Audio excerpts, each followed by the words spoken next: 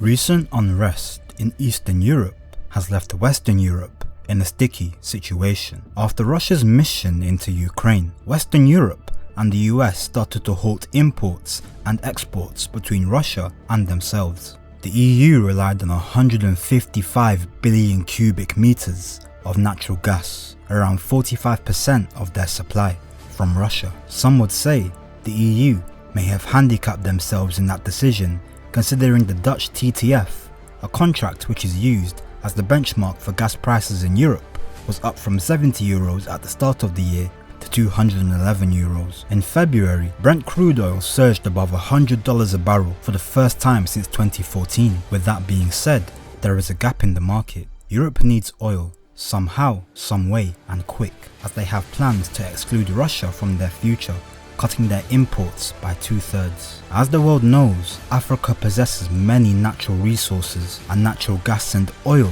are two of them. In this video, we will answer the question: is Europe thirsty for Africa's oil and gasping for its gas?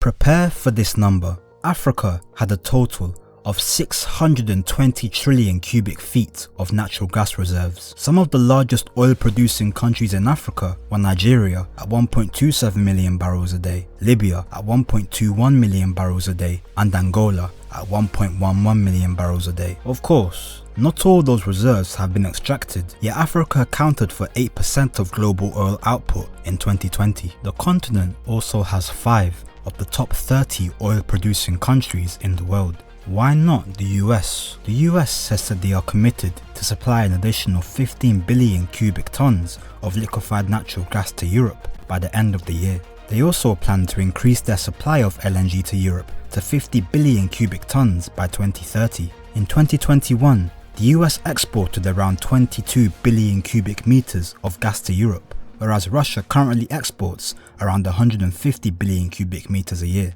The plan of exporting 50 billion cubic meters from the US to Europe sounds accomplishable, but LNG ports are expensive to build and can take years. Therefore, of the 12 proposed projects to help achieve this goal, not all will most likely happen. Europe is going to need the US and a few more willing countries to replace Russian exports. What about Asia?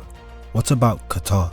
Qatar agreed a long-term contract with Germany to supply the European nation with LNG, estimated to be worth $285 million a day. Qatar's LNG production is predicted to double by 2025. Yet, judging by the past, Europe is not to be the prime consumer. Qatar's largest market for its LNG is Asia. India, China, South Korea, and Pakistan imported a total of 3.265 million tons of LNG in January, whereas the UK, Italy, Poland, and Belgium only imported a total of 1.1 million tons, with 1.2 million still in transit. Qatar makes up 5% of Europe's LNG supply, and officials from the country have said that they cannot fill Europe's gas supply alone. Africa's jigsaw. It seems the pieces are falling for Africa to fill this gap in Europe's market, and a few countries are coming forward. Algeria has expressed an interest to increase natural gas and LNG exports. Algeria currently has the Megdas pipeline pumping LNG through to Spain, and has said that they could increase the capacity, but it is time that will tell whether they can meet the demand. The Maghreb-Europe gas pipeline is an alternative to the Megdas, pumping LNG to Spain and Portugal, but the pipeline runs through Morocco, and tensions between the two countries have halted operation. Nigeria is always a country that comes up when talking about oil and gas in Africa. A joint venture between Algeria, Niger, and Nigeria called the Niger is a gas line project aiming to export gas to Europe. The pipeline is planned to be 4,000 kilometers long, stretching across the Sahara. According to reports, the pipeline is to cost $21 billion and will transport up to 30 billion cubic meters of gas per year to Europe through Algeria. Although tensions between Algeria and Niger halted construction in 2021, both countries reopened their borders and construction started again. It seems that when looking for potential replacements for Russia's oil and gas in Europe, Nigeria and Algeria come up. However, other nations such as Egypt, who currently prefer to contract with China, Ghana, Tanzania, Angola, Mozambique, and others could also become suppliers in the future.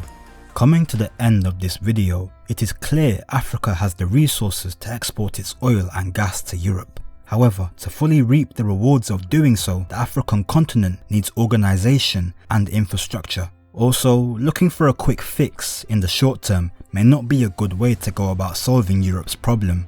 Africa is growing as a continent in spending power, population and political say. In the long term, Africa's growth may also boost the partnerships and infrastructure to supply not just itself, but also the world properly. If you enjoyed this video and want to see more like it, please like and subscribe to Habari Tech, your hub for African economics. Thank you.